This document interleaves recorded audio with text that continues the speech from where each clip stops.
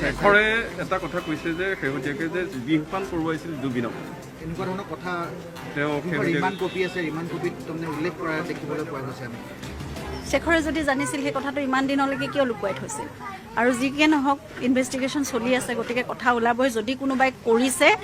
তেনেহ'লে তাক কঠোৰতকৈ কঠোৰতম শাস্তি হ'ব লাগিব এই মানুহজনক এনেকুৱা অৱস্থালৈ নিব লগা কিয় হ'ব পাৰে